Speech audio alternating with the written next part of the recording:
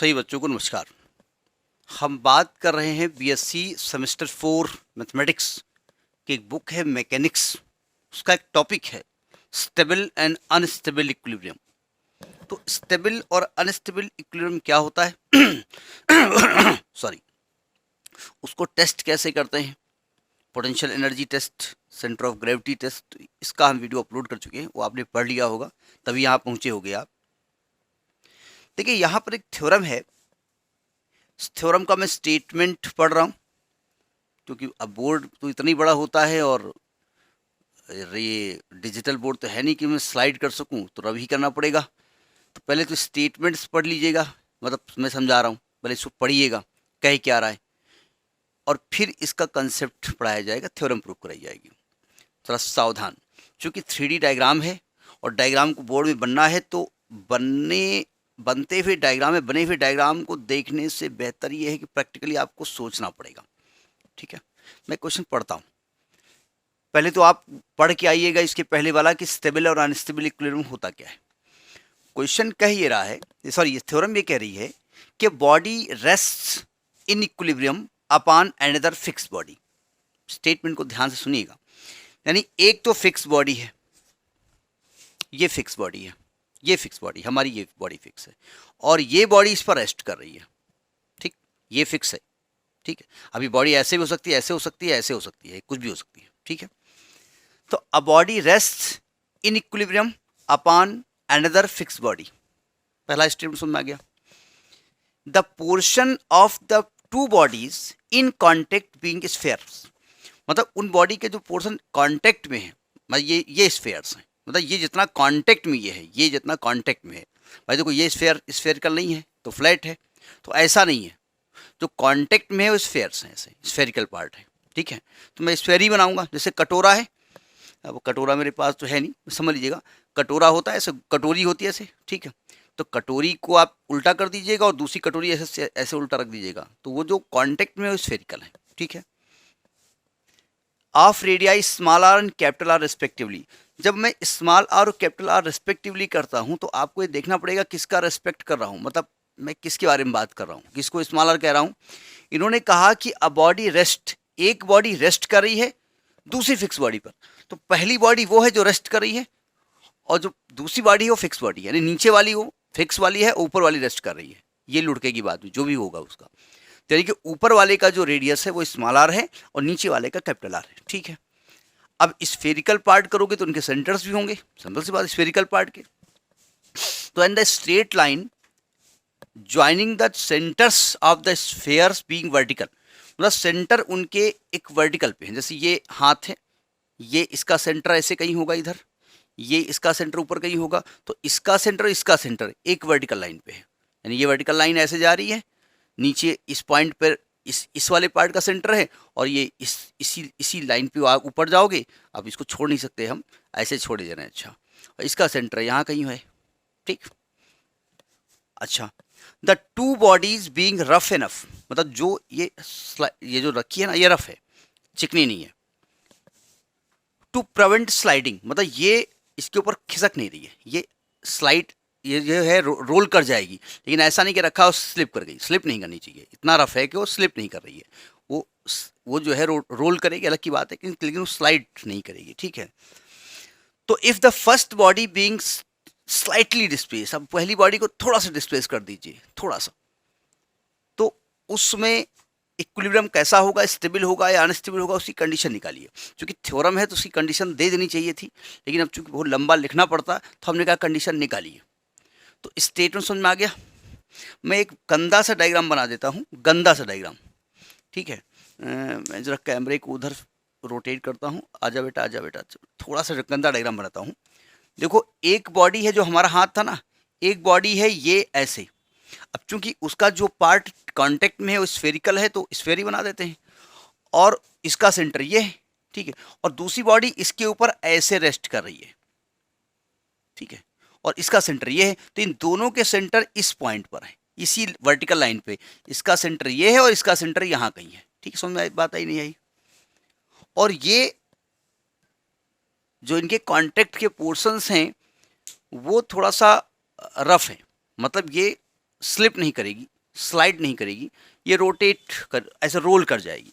जब रोल करेंगे ना, देखो ये रोल ऐसे, ये बॉडी आपको ऐसे रखा जाए, ये बॉडी ऐसे आपने रखी है ऐसे, तो ये ऐसे रोल कर दिया आपने, है ना, रोल कर देंगे।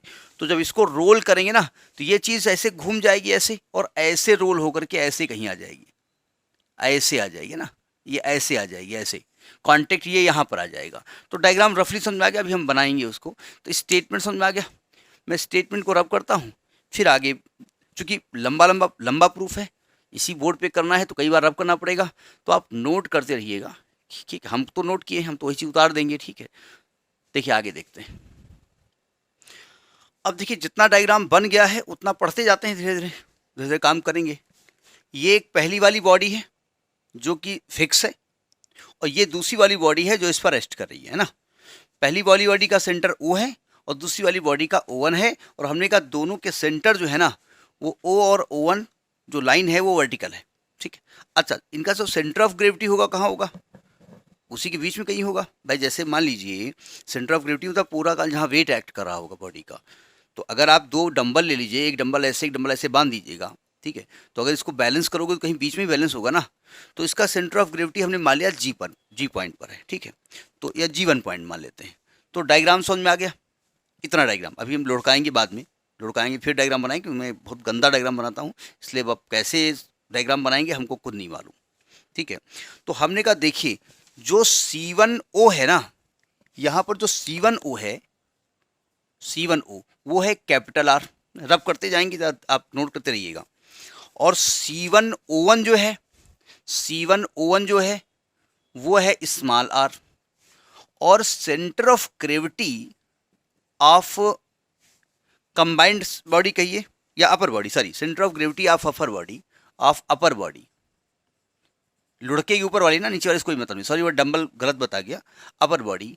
तो C1G1 ये हमने स्मॉल h मान लिया, यानी ये जो हाइट है ना, ये इसकी जो हाइट है वो स्मॉल h है यहाँ से, है ना, C1 से यहाँ से ये h हाइट है। ठीक है, अब मैं इसको स्लाइटली लुढ़का रहा हूँ। ठीक है, अब लुढ़क के क्या पोजीशन होगी, डायग्राम बना लेते फिर आपके सामने आते हैं, क्योंकि बार बार रब करना पड़ेगा, साफ बन जाए, मैं भगवान से प्रार्थना करता हूँ। ठीक, फिर आते हैं आपके पास। अब देखिए थोड़ा और काम किया है हमने।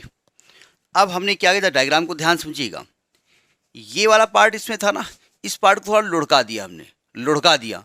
तो जब लुढ़केगा, देखिए समझिएगा, जब लुढ़केगा तो ये पार्ट ऐसे लुढ़क के आएगा ना। अब देखो जरा, ये वाला पोर्शन देखना हमारा हाथ का, ये कांटेक्ट में है, ये कांटेक्ट में है ना ये वाला, और जब इसको लुढ़का देंगे तो देखिए कांटेक्ट चेंज हो गया ना, और ये वाला पार्ट जो ऊपर था ऊपर चला गया, सेंटर भी इधर चला गया, सेंटर वाला ऐसे था, अब सेंटर भी चेंज हो गया। ठीक है, तो हमने कहा जब इसको क्या किया, इसको ऐसे लुढ़काया हमने, तो ये लुढ़क गया ऐसे, तो ये चीज़ लुढ़क के ऐसे आ गई, जैसे समझ में बात आ रही ना, ये लुढ़क के ऐसे आ गई। तो अब जब लुढ़क के ऐसे आ गई है तो जो सेंटर इधर था वो सेंटर इधर आ जाएगा ना, तो O1 O2 की तरफ चला गया, C1, अब जरा समझिएगा, C1 कांटेक्ट में था, C1 कांटेक्ट में था, अब C1 ऊपर चला गया, कांटेक्ट में दूसरा पॉइंट आ गया, तो C1 चला गया C2 पॉइंट पर। ठीक है, और नया कांटेक्ट आ गया C1 डैश, है ना। और जो G1 सेंटर ऑफ ग्रेविटी थी वो देखिए, पहले सेंटर ऑफ ग्रेविटी किसके किसके बीच में थी, O1 और C1 के बीच में रहेगी। O1 की नई पोजीशन O2 है और C1 की नई पोजीशन C2 है, तो सेंटर ऑफ ग्रेविटी इनके बीच में रहेगी, तो centre of gravity G2 point पे आ गई। डायग्राम इतना क्लियर हो गया होगा, हम इसलिए स्टेप बाय स्टेप बात कर रहे हैं। तो ये कह रहे हैं कि let the upper body be slightly displaced, हमने थोड़ा सा इसको डिस्प्लेस कर दिया, स्लाइड ना होने पाए, रोल किया हमने उसको। ठीक है, bye rolling not sliding over the lower body, ऊपर बॉडी को हमने क्या किया, ऐसे थोड़ा सा ऐसे उसको रोल करा दिया। तो O1 की कंडीशन O2 हो गई, C1 की कंडीशन C2 हो गई। ये बात समझ में आ रही है, C1 अभी कांटेक्ट में था, C1 कांटेक्ट में था, अब देखो ये कांटेक्ट में है और ये देखिए ऊपर जा रहा है ये। ठीक है, कांटेक्ट वाला पॉइंट चेंज हो गया, अब यहाँ कांटेक्ट में आ रहा है। ठीक है, तो C1 पहुंच गया C2 में और नया कांटेक्ट C1 डैश हो गया। डायग्राम इतना क्लियर हो गया। तो वही कह रहे हैं कि O2 C2 and G2, O2 C2 and G2 be the new position of O1 C1 and G1। O1 का O2 हो गया, C1 का C2 हो गया, G1 का G2 हो गया, और जो पॉइंट ऑफ कांटेक्ट C1 था वो C1 डैश हो गया। और डायग्राम समझते जाओ, एक एक मैं रब करता जाऊंगा, एक एक इससे समझाता जाऊंगा, और 100 + 200% इज इक्वल टू 300% गारंटी है कि पूरा प्रूफ समझ में आना है, मतलब आना है। ठीक, अब आगे बढ़ते हैं। अब जरा इस डायग्राम को समझने की कोशिश करिएगा। जरा मेरा ये लोअर पार्ट देखिएगा, यहाँ पर कांटेक्ट में है ये, ठीक है, दोनों की उंगलियों का एक पार्ट हम कांटेक्ट में ला रहे हैं। देखिए जब ये लुढ़केगा, ठीक है, तो ये वाला पार्ट ऊपर उठ रहा है ना, तो जितना ये ऊपर उठेगा उतना ये इधर जाएगा। तो क्या मैं कह सकता हूँ कि इधर का जितना पार्ट होगा उतना ही पार्ट ये उठेगा, कह सकता हूँ ना मैं। मतलब जब अपर पार्ट ऐसे लुढ़का है तो लुढ़क करके देखो, ये ऐसे ये था ना C1, अब C1 जब लुढ़केगा तो ऐसे लुढ़कता हुआ जा रहा है, तो पता चला C1 टच, देखो ऐसे समझिएगा, ये C1 ऐसे ये था, ये ऐसे कांटेक्ट में था, ठीक है, तो इसको लुढ़काएंगे तो ये कांटेक्ट में आएगा, थोड़ा ऐसे लुढ़केगा, फिर ये कांटेक्ट में यहाँ आएगा, फिर ये कांटेक्ट में यहाँ आएगा, तो ये ऐसे उठ गया ना, तो एक नई पोजीशन ये आ गई ना। तो अब ये पॉइंट जो था वो यहाँ कांटेक्ट में आ गया, तो जितना ये उठा उतना ये चला, सही कह रहा हूँ ना मैं। तो ये वाला आर्क और ये वाले आर्क की लंबाई सेम होगी, यानी कि C1 उठ करके C2 गया ना, मतलब ये वाले जो आर्क की लंबाई है वो इस आर्क के बराबर है कि नहीं है, कह सकता हूँ ना मैं। तो ये कह रहे हैं चूंकि ये जो अपर स्फेयर है, अपर पार्ट है, वो रोल किया है नीचे पे, तो क्या मैं कह सकता हूँ कि आर्क C1 डैश, यानी इस आर्क की लंबाई is equal to arc C1 dash, इस आर्क की लंबाई के बराबर होगा, कह सकता हूं मैं। भाई पहले जो पार्ट आपका C2 था ना वो C1 था, अब C2 जितना उठता जाएगा उतना इधर लुढ़कता जाएगा, जितना लुढ़के वो तो उठेगा ना ऐसे।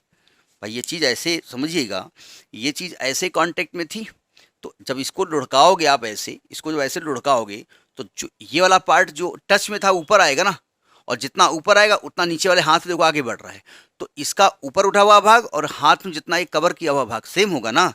तो क्या मैं कह सकता हूँ कि C1 डैश और C1 डैश की वैल्यू सेम है। अच्छा, थोड़ा सा डायग्राम को थोड़ा सा अभी और कंप्लीट करते हैं। अभी हमने इनकम्प्लीट डायग्राम बनाया है। हमने कहा ये जो लाइन खींची है ना, ये वर्टिकल लाइन है, ये वर्टिकल्स के साथ ये थीटा एंगल बना रही है, ये हमने एज्यूम कर लिया। तो ये थीटा होगा तो ये भी भाई साहब थीटा ही होंगे, ठीक है। और ये वाला एंगल हमने फाई मान लिया है, ये वाला जो एंगल है हमने फाई, डायग्राम ध्यान से, कोई बहुत बड़ा डायग्राम नहीं बना सकते, ये हमने फाई मान लिया। तो हमने कहा भाई आर्क C1 डैश, यानी arc C1 dash is equal to arc C2 dash, ये बात समझ में आ गई। अब आर्क निकाला कैसे जाए, आर्क की लंबाई निकालनी होगी, तो आर्क का फॉर्मूला क्या होता है, angle into arc is equal to आपने पढ़ा है, एंगल इज इक्वल टू आपने पढ़ा है आर्क अपान रेडियस, पढ़ा है ना। तो आर्क इज इक्वल टू होगा आर इंटू थीटा। तो जरा आप थीटा देखिए कौन सा लेंगे। देखिए जब आप बात कर रहे हो इस वाले आर्क की, तो आप नीचे वाला आर्क ले रहे हो ना, तो रेडियस नीचे का लोगे ना, तो नीचे का रेडियस क्या होगा, कैपिटल आर, और नीचे का एंगल कितना है, थीटा बराबर। और जब आर्क ये ले रहे हो आप C1 डैश, तो आर्क रेडियस ऊपर वाले का ले रहे हो स्मॉल आर, और एंगल फाई ले रहे हो, तो ये आएगा स्मॉल आर इंटू फाई। बस एक है ना, पौड़ी पौड़ी चढ़ता जा जय माता दी कहता जा, तो बस समझ में आ जाएगा, बहुत स्टेप बाय स्टेप समझिएगा। तो यहाँ से हम भाई देखिए, चूंकि थीटा भी चेंज होगा, फाई भी चेंज होगा, तो हमको किसी एक टर्म लाना पड़ेगा, हमको आगे डिफ्रेंशिएट करना है, तो हम फाई को गायब करेंगे, तो फाई की वैल्यू आएगी capital R into theta upon small R, ये फाई की वैल्यू आ गई। इसको इक्वेशन नंबर स्टार मान लीजिए, और ये फाई की वैल्यू इधर हम कहीं लिखे दे रहे हैं, capital R theta upon small R, equation number star मान लेते हैं, लिखते रहिए आप बस, ठीक कर दिया। अब देखिए ध्यान से, हमको चूंकि बताना है कि स्टेबल है कि नहीं स्टेबल है, तो हमने सेंटर ऑफ ग्रेविटी का टेस्ट आपको बताया है कि अगर ग्राउंड से सेंटर ऑफ ग्रेविटी की हाइट मिनिमम है तो वो स्टेबल होगा, और ऊपर है सेंटर ऑफ ग्रेविटी जितना, उतना ही अनस्टेबिलिटी हो जाएगी, ठीक है। तो हमने मान लिया कि height of centre of gravity जो है न्यू पोजिशन में वो जेड है, यानी यहाँ से ये वाली जो हाइट है, डायग्राम समझिएगा, चूंकि डायग्राम ये C1 डैश यहाँ लिखे दे रहे हैं, ये वाली जो हाइट है, ये वाली हाइट, ये हमने इसको m मान लेते हैं, इसको n इसका नाम जो हमने लिखा है वही डायग्राम बनाए, ज़्यादा ठीक है, क्योंकि डायग्राम हमने बना रखा है। इसको m मान लेते हैं, इसको n मान लेते हैं। तो हमने ये वाली हाइट क्या मानी है, z मानी है, ठीक है।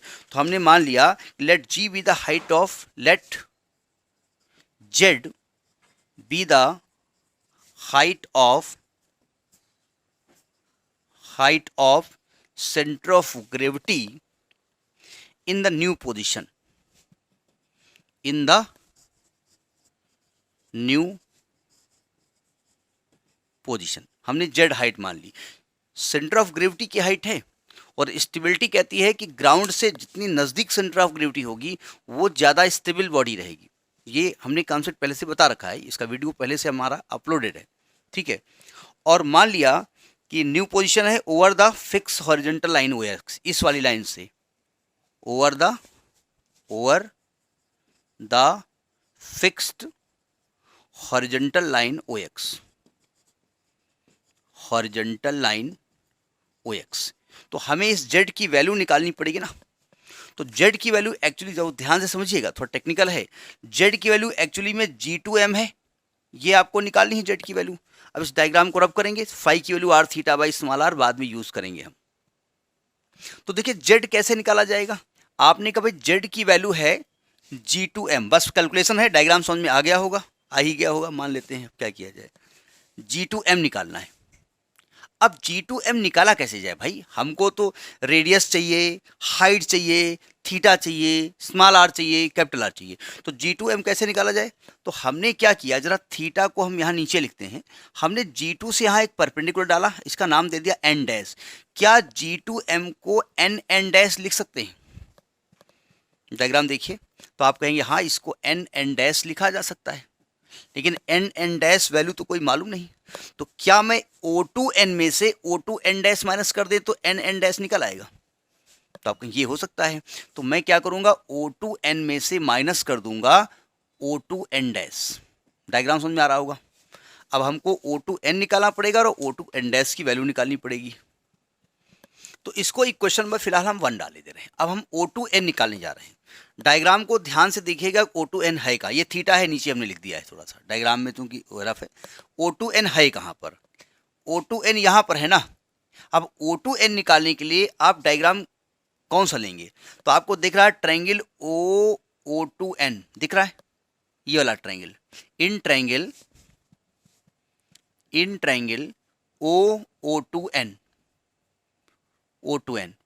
O2n में ये एंगल थीटा है, ये एंगल थीटा है, और ये वाली साइड निकालना है। तो थीटा के हिसाब से ये साइड क्या करेगी, बेस। तो कॉस थीटा लगा दें, कॉस थीटा बराबर, तो बेस हो गया आपका O2n,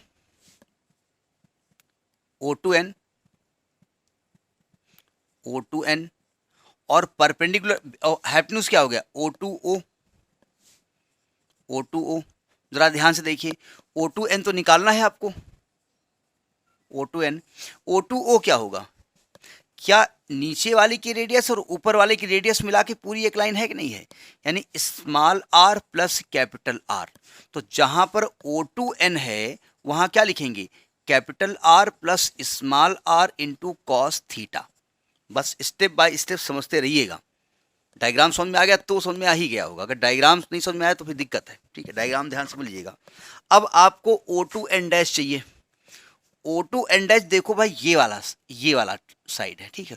और ये, इसके लिए ये ट्रायंगल लेना पड़ेगा आपको। ये ट्रायंगल दिख रहा है आपको, ये वाला ट्रायंगल दिख रहा ना, ये ट्रायंगल। तो इन ट्रायंगल O2G2n डैश, और यहां पर एंगल क्या होगा, ये पूरा थीटा प्लस फाई, तो इसमें भी कॉस लेना पड़ेगा। तो cos theta plus phi is equal to, base हो जाएगा O2n डैश और हाइपोटेन्यूज जाएगा O2G2। जरा समझने की कोशिश करिए। एक्चुअली में सेंटर ऑफ ग्रेविटी से जो उसके सेंटर की बीच की दूरी है वो तो सेम रहेगी ना। भाई जैसे हम हैं, मान लिया, मतलब भाई खोपड़ी, हमारी पूरी बॉडी स्फेरिकल मान लो, ये सेंटर हमारा है और यहाँ पर मेरा पूरी बॉडी का वेट एक्ट करता है। तो हम चाहे जैसे आप घूमें, ये दूरी हमेशा फिक्स रहेगी, ठीक है। यानी कि G1O1 की वैल्यू G2O2 के बराबर है। तो यानी कि इसको आप लिख सकते हैं O2n डैश अपान G1ON, क्योंकि आप लिख देंगे कि as G1O1 is equal to G2O2, कह सकते हैं ना। तो हमको तो O2n डैश चाहिए ना, तो जब हम O2n डैश निकालेंगे तो आएगा G1O1 into cos theta plus phi. और G1O1 की वैल्यू क्या है, जरा डायग्राम बताइए। ये हाइट चाहिए ना आपको।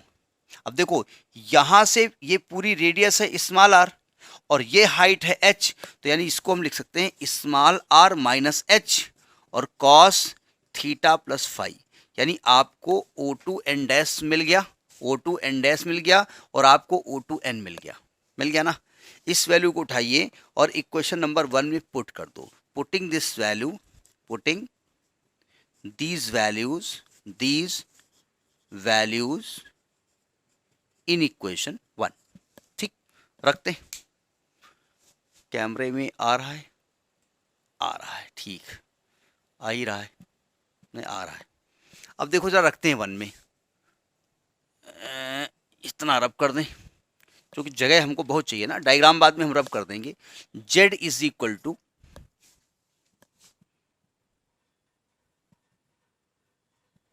देखिए O2n की वैल्यू क्या रखेंगे, capital R plus small R cos theta minus, और O2n डैश की वैल्यू क्या लिखेंगे, small R minus H cos theta plus phi. समझ में आई बात, नहीं आई।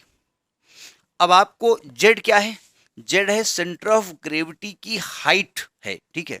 और आपको हमने बताया है कि अगर ग्राउंड से centre of gravity least height पे है तो बॉडी स्टेबल रहेगी, ठीक है। अगर ग्राउंड से सेंटर ऑफ ग्रेविटी बहुत ऊपर है तो बॉडी लुढ़क जाएगी। भाई जैसे मान लिया किसी की बॉडी का कमर बड़ी चौड़ी उसकी है, नीचे का ग्रेविटी ज़्यादा है, तो वो लुढ़केगा नहीं, वो टांगे खराब हो जाए वो अलग बात है।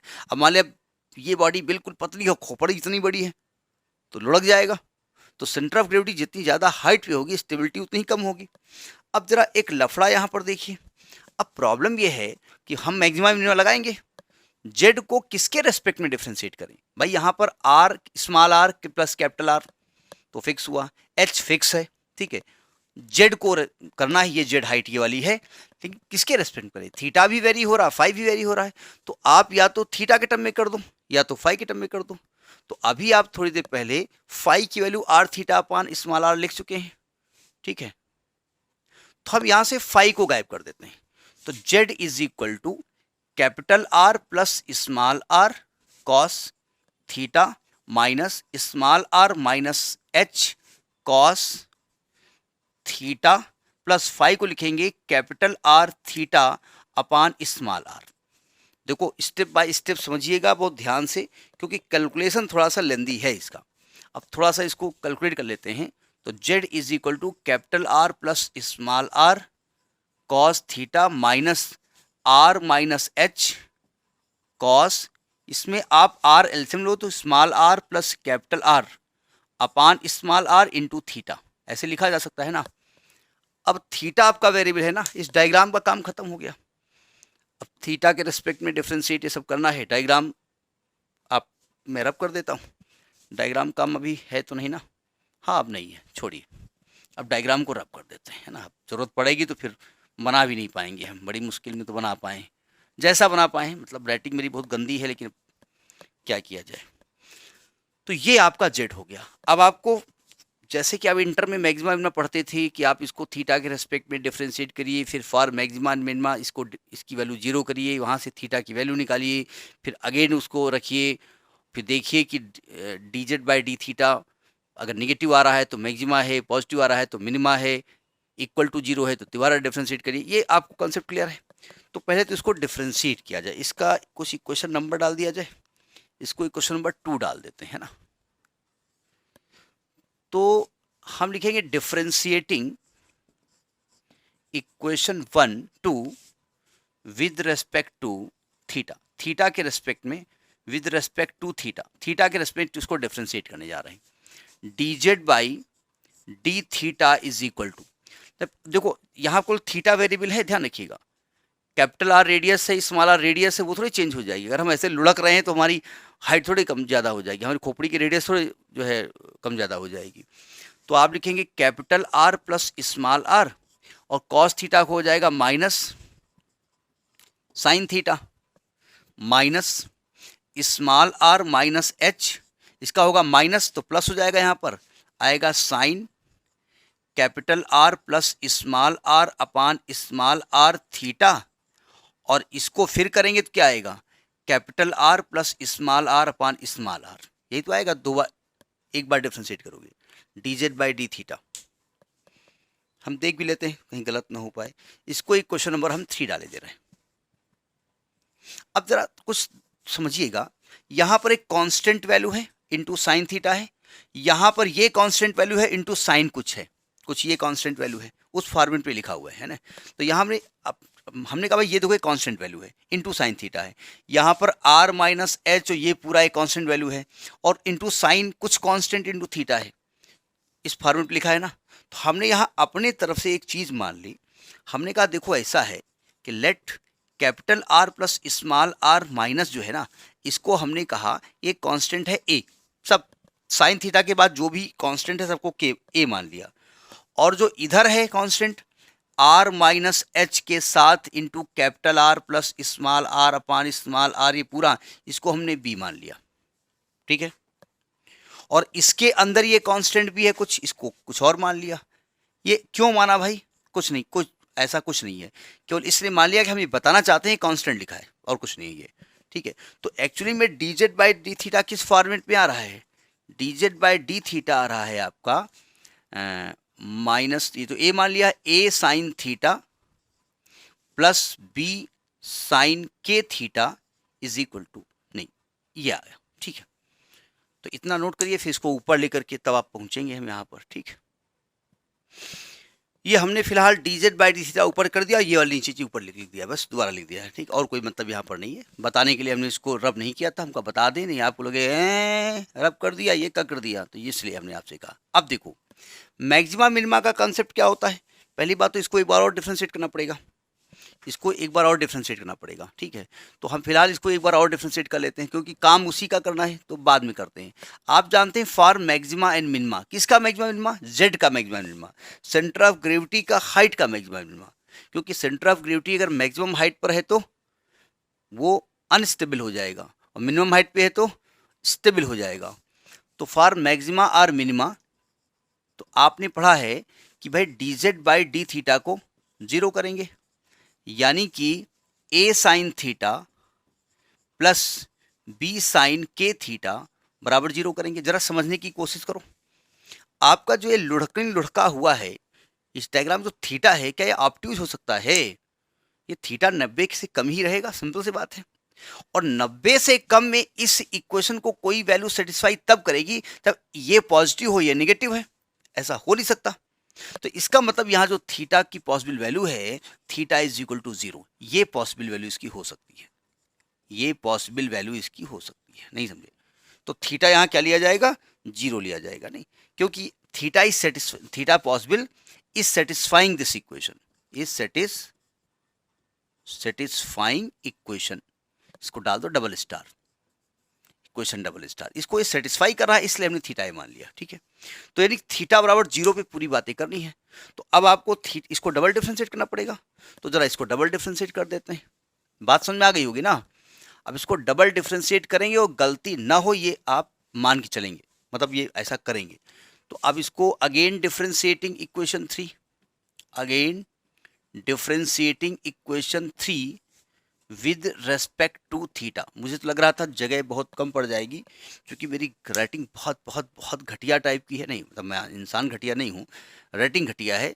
तो अब क्या करें, इसको अगेन डिफ्रेंशिएट करो तो आएगा d2z by D theta square, जो थीटा के रेस्पेक्ट में करोगे, केवल थीटा ही वेरिएबल है, तो साइन थीटा का कॉस थीटा, तो minus R plus R cos theta plus R minus H, sine का करोगे आएगा cos R plus R upon R into theta, और ये दोबारा आएगा, और ये पहले से लिखा हुआ है, तो ये हो जाएगा R plus R upon R का होल स्क्वायर। ये हमने डबल डिफ्रेंसिएशन कर दिया, इसका हमें बार बार इस्तेमाल करना पड़ेगा, इसलिए इसको हम छेड़ेंगे नहीं, ठीक है। अब आपको थीटा बराबर 0 पे इसकी वैल्यू निकालनी पड़ेगी कि भाई थीटा बराबर 0 पे रखने पर ये वैल्यू आ क्या रही है, ठीक है। तो d2z by D theta square when theta बराबर 0, तो हम जानते हैं cos 0 के लिए 1 हो जाएगी, तो ये पूरा 1 हो जाएगा, ये वाला पूरा 1 हो जाएगा, तो वैल्यू क्या आएगी minus R plus R minus H, ये तो पूरा 1 हो गया, इंटू आर प्लस आर का whole square upon small R. समझ में बात आई नहीं आई? अब जरा इस इक्वेशन को ऊपर लिख लेते हैं जगह बचाने के लिए, और ये कंडीशन हमको दी हुई है। अब ये वैल्यू रखने पे आई वैल्यू है ना, इसको थोड़ा कैलकुलेट कर लीजिए आप थोड़ा सा। अब हमको क्या मालूम है नेगेटिव आएगी कि पॉजिटिव आएगी, क्योंकि हमने पढ़ा है डबल डेरिवेटिव अगर नेगेटिव आता है तो वो मैक्सिमा होता है और पॉजिटिव आता है तो मिनिमा होता है। तो हमको क्या मालूम, क्योंकि यहाँ नेगेटिव साइन भी है और यहाँ भी नेगेटिव है, तो क्या बताया जाए कौन नेगेटिव कौन पॉजिटिव। तो इसके लिए थोड़ा सा कैलकुलेट कर लिया जाए। ऐसा करते हैं, अब ये अपनी जानकारी के लिए हम कर रहे हैं, हम ये चीज़ कॉमन ले लेते हैं यहाँ से, ठीक है। यानी इस capital R plus small R upon small R का होल स्क्वायर कॉमन ले लिया। जरा समझने की कोशिश करिएगा, सही लिख रहा हूं ना। तो यहां तो बचेगा पॉजिटिव आर माइनस एच और यहां बचेगा माइनस साइन। अब जरा देखिए यहां से आपने capital R plus small R common ले लिया है, ऊपर तो एक ही बात था ना, होल स्क्वायर कॉमन लिया ना, तो यानी कि यहां पर capital R plus small R से डिवाइड भी हो जाएगा। आपने अपान में आर स्क्वायर कॉमन लिया है और अपान में आर स्क्वायर है नहीं, तो ऊपर आर स्क्वायर से मल्टीप्लाई हो जाएगा, यही तो आएगा। अभी हम ये नहीं बता पा रहे कि ये निगेटिव, ये तो मालूम हो गया पॉजिटिव है, हमने इसलिए इसको कॉमन लिया कि ये चीज़ होल स्क्वायर में है, और होल स्क्वायर का टर्म नेगेटिव हो नहीं सकता, ये तो पॉजिटिव रहेगा। अब ये जो बची हुई चीज़ है ये नेगेटिव होगी पॉजिटिव होगी, ये हमको डिसाइड करना पड़ेगा ना। तो देखिए capital R plus small R upon small R का होल स्क्वायर, यहाँ पर हम क्या करें, आर प्लस आर ले लें एलसीएम, आर प्लस आर ले लें एलसीएम, तो आर माइनस एच के साथ मल्टीप्लाई आएगा capital R plus small are और माइनस आर स्क्वायर, है ना। अब इसको कैलकुलेशन यहाँ कर रहे हैं हम, ये d2z by D theta square निकल रहा है जब थीटा का मान 0 है ना। यह है capital R plus small R upon small R का होल स्क्वायर। अब इस ब्रैकेट को खोलते हैं, हम इसको नहीं रब करेंगे क्योंकि हमको शायद एक बार और डिफ्रेंशिएट करना पड़े। तो ये आएगा capital R small R plus small R square minus capital R H minus small H small R minus R square upon capital R plus small R. ठीक, कैलकुलेशन ना गलत हो इसके लिए अल्लाह से शुक्र करिए, हम भी भगवान से मना रहे हैं, आप भी वाहेगुरु से मनाइए, तो होगा नहीं वैसे, मैंने कोशिश तो मैं कर रहा हूँ। ये आर स्क्वायर कैंसिल हो गया, तो ये वैल्यू आ गई R plus R upon small R का होल स्क्वायर। अब ज़रा यहाँ पर देखिए क्या आया हुआ है, यहाँ पर ज़रा ध्यान समझिएगा, इन दो के साथ एच है तो कैपिटल आर स्मॉल आर और माइनस एच कॉमन ले लीजिएगा, capital R plus small are, और इसको अलग अलग कर दो, कर सकते हैं ना, क्यों किया, ये कैंसिल हो जाएगा। तो यानी कि capital R plus small R upon small R का होल स्क्वायर, ये आएगा capital R small R upon capital R plus small R minus H. यहाँ तक हम पहुँच गए। अब मुझे फाइनल ये रिजल्ट मिल गया कि मेरी वैल्यू निगेटिव कब होगी और पॉजिटिव कब होगी। अगर ये चीज़ ग्रेटर देन है 0 तो पॉजिटिव होगी, अगर ये लेस देन 0 है तो निगेटिव होगी, ये इक्वल टू 0 है तो 0 होगी। ठीक है, इसको नोट करिए, इसको हम ऊपर नोट करना चाहेंगे, जगह हमको थोड़ा सा गैप करना है। अब केस नंबर 1 लेने हम जा रहे हैं। Case number 1, for stable equilibrium, for stable equilibrium क्या होता है, जो height of centre of gravity होती है फ्रॉम द ग्राउंड वो मिनिमम होनी चाहिए। Z should be minimum, Z should be minimum, है ना, आपने पढ़ा है और हमने पढ़ाया है। ठीक है, इसका मतलब ये मिनिमम कब होगा, कि जब d2z by D theta square जो है वो पॉजिटिव आवे, थीटा बराबर जीरो पे जो आपने निकाला है वो पॉजिटिव आए, ग्रेटर देन जीरो। और ग्रेटर देन जीरो कौन डिसाइड करेगा? ये तो भाई साहब तो हमेशा ही पॉजिटिव आने वाले हैं, तो यही तो डिसाइड करेगा। यानी कि आप कह सकते हैं capital R small R upon capital R plus small R minus H is greater than zero. यानी कि capital R small R upon capital R plus small R greater than H. अब इसको हम अलग अलग कर नहीं पा रहे हैं, हमारी मजबूरी है, तो इसको पलट दीजिए आप उठा करके। तो आएगा capital R plus small R upon capital R small R, इसको भी पलट दीजिए तो ये साइन भी पलट जाएगा। इनइक्वलिटी में होता है, अगर आपने दोनों तरफ वैल्यूज को पलट दिया तो साइन भी पलट जाएगा। ठीक है, अगर आप कह रहे हैं टू ग्रेटर देन, अगर आप कह रहे हैं थ्री ग्रेटर देन टू है, तो अगर 1/3 पलटोगे 1/2 पलटोगे तो ये भी पलट जाएगा ना, ये आप जानते हैं ना। तो यानी कि इसको अलग अलग लिख सकते हैं, तो इसको लिख सकते हैं capital R upon capital R small R plus small R upon capital small is equal to is less than 1 upon H. ये कट गया तो 1 upon R plus 1 upon capital R less than 1 upon H.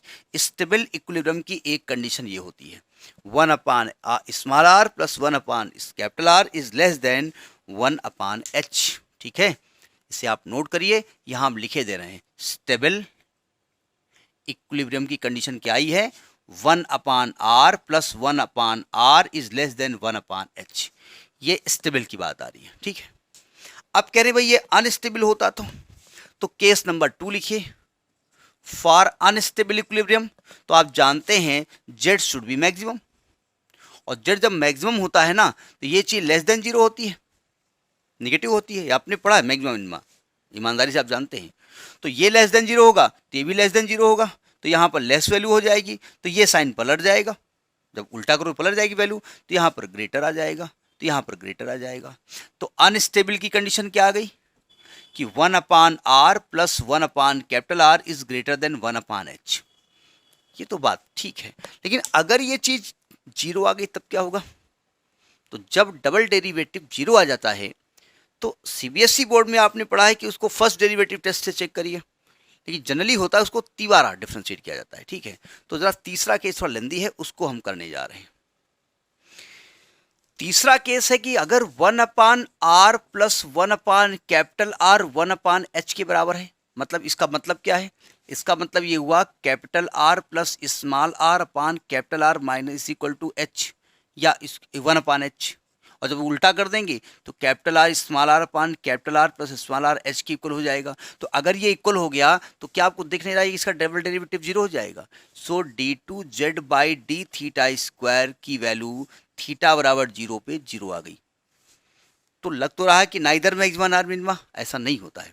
इसके बाद हमको एक बार और इसको differentiate करना पड़ता है, तो इसको 3 बार डिफ्रेंशिएट करो, ये कंडीशन याद रखिएगा। मतलब हमको capital R small R upon capital R plus small R को एच रखना है। ठीक है, अब इस पर तीसरा जो डेरिवेटिव होगा थीटा बराबर जीरो पे वो क्या होता है वो देखने हम जा रहे हैं। तो इसको एक बार और डिफ्रेंशिएट करिए, तो इसको एक बार और डिफ्रेंशिएट करिए, तो d3 Z by D theta इस क्यूब करने जा रहे हैं।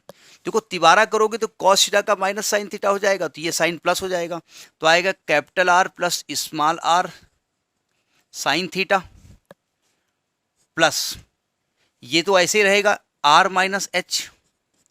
कॉस का क्या हो जाएगा? माइनस साइन, तो ये साइन माइनस हो जाएगा, यहां आएगा साइन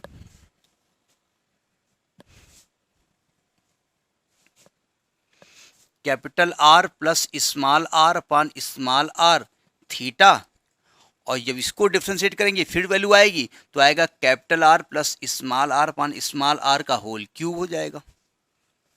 अब जरा थीटा बराबर जीरो पे इसकी वैल्यू बताइए, तो d3z by D theta cube को जब थीटा बराबर जीरो रखोगे तो यहाँ चूंकि साइन है, sine zero zero sine zero zero, ये फिर जीरो आ गया, अभी भी चेक नहीं हो पा रहा है। भाई निगेटिव हो तो हम मैक्सिमा लिखे, पॉजिटिव हो तो हम मिनिमा लिखे, अब तो जीरो आ गया। अब क्या करेंगे? एक बार और डिफ्रेंशिएट करेंगे, तो इसको एक बार और डिफ्रेंशिएट करिए। ठीक है, आप लिखेंगे कि अगेन डिफ्रेंशिएटिंग इट, तो d4z अपान डी थीटा की पावर 4 करिए। ये तरीका होता है, करना पड़ता है।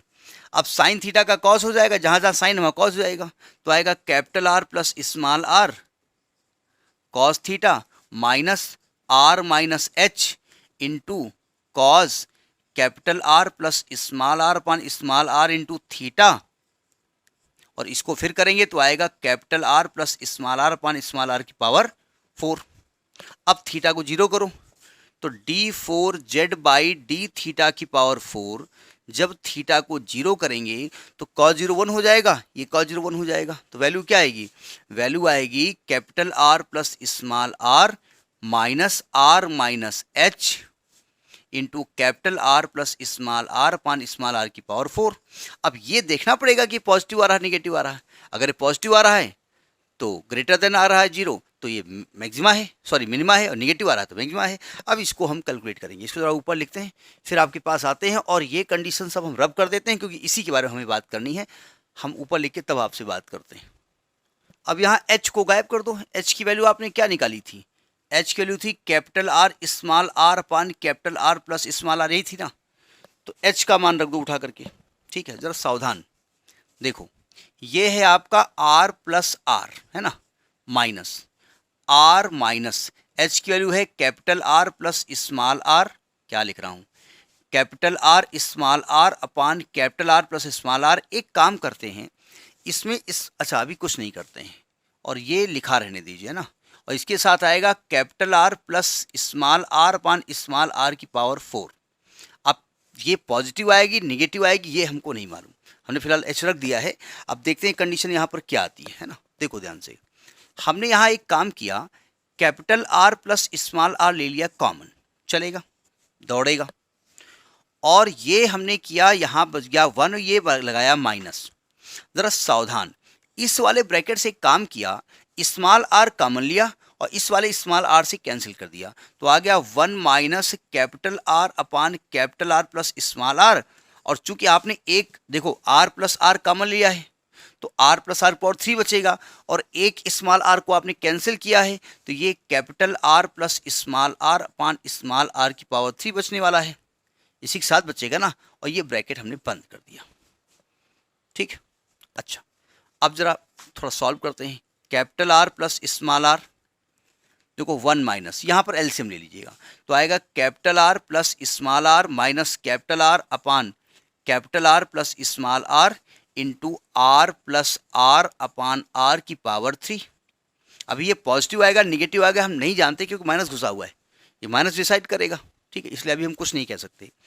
तो आ गया capital R plus small R, 1 minus ये कैपिटल आर से कैपिटल आर कट गया, ये आ गया R upon R plus R यहाँ लिखा है, और R plus R upon R की पावर 3 यहाँ लिखा हुआ है, एक पावर ये लिखी हुई है। ठीक है, अब जरा इसको ऊपर लिखते हैं। देखो ये मैथमेटिक्स है, वो आप कहेंगे इतना लंबा, तो आप भी लंबे हो गए हो भाई हैं। पहले एक रोटी आप दिन भर में खा लेते थे, अभी एक बार एक और में एक रोटी खाते हो तो थोड़ा सा गड़बड़ होगा ही ना। तो ये d4z बाई डी थीटा की पावर 4 वेन थीटा बराबर 0 निकल रहा है। देखो capital R plus small R, यहाँ देखिए जरा, एक पावर इसकी यहाँ से कम हो जाएगी, एक पावर इसकी यहाँ से कम हो जाएगी, तो आएगा 1 minus capital R plus small R upon small R की पावर 2 हो जाएगी, स्क्वायर हो जाएगा। ठीक, अब थोड़ा दिमाग लगाएंगे, अभी ये पॉजिटिव निगेटिव हमको नहीं मालूम। ठीक, तो थोड़ा और दिमाग लगाते हैं।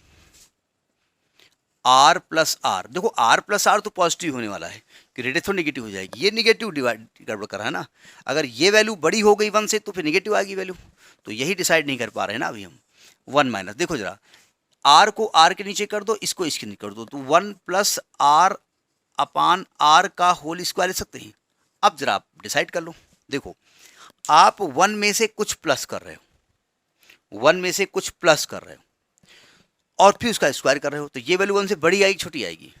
आप 1 में से कुछ प्लस कर रहे हो, कुछ भी प्लस करो, 1.1 कर रहे हो, कुछ भी करो, उससे मतलब नहीं है, तो ये वैल्यू 1 से बड़ी आएगी। और 1 में से 1 से बड़ी वैल्यू माइनस कर रहे हो तो वैल्यू निगेटिव आएगी, निगेटिव पॉजिटिव आएगी, निगेटिव आएगी ना। अगर ये ये डेरिवेटिव निगेटिव आ गया तो ये किसकी कंडीशन होती है, यानी जेड इज मैक्सिमा की कंडीशन होती है, जेड इज मैक्सिमा की कंडीशन होती है, और मैक्सिमा कंडीशन मतलब unstable, so it is unstable, so it is unstable. और अनस्टेबल लेके आप क्या चले थे, यानी 1 upon R plus 1 upon capital R is equal to 1 upon H लेके चले थे ना, तो अनस्टेबल की कंडीशन यहाँ इक्वल टू भी हो सकती है नहीं। ठीक है, तो आपने देखा कि स्टेबल में आएगा 1/r plus 1/n less than 1/h, और 1/r plus 1/R greater or equal to 1/h, ये अनस्टेबल होता है। तो ये है आपका आज का छोटा सा डेरिवेशन। तो फाइनली स्टेबल के लिए कंडीशन जो है, मैंने सही लिखा ना, अनस्टेबल कंडीशन ये होती है और स्टेबल की कंडीशन ये होती है। अच्छा, इसको उल्टा भी लिखा जा सकता है, आपने मतलब स्टेबल को ऐसे भी लिख सकते हैं, ये वाली चीज़ पहले 1/h लिखोगे तो ग्रेटर हो जाएगा, मतलब इसका मुंह वैसे भी 1/h की तरफ है, वैसे भी ये रहेगा। तो यहाँ पर 1/h is less or equal to 1/r plus 1/R। ये स्टेबल का है, ये अनस्टेबल का है, ठीक है। तो ये छोटा सा प्रूफ है। अगर मैं आपसे कहूँ कैसा लगा, तो मुझे लगता है सही लगा होगा। अगर आपको लगे कि चैनल आपके लिए हेल्पफुल है तो इसको सब्सक्राइब कर लीजिएगा। आगे किसी और वीडियो में आगे की बात करेंगे। नमस्कार।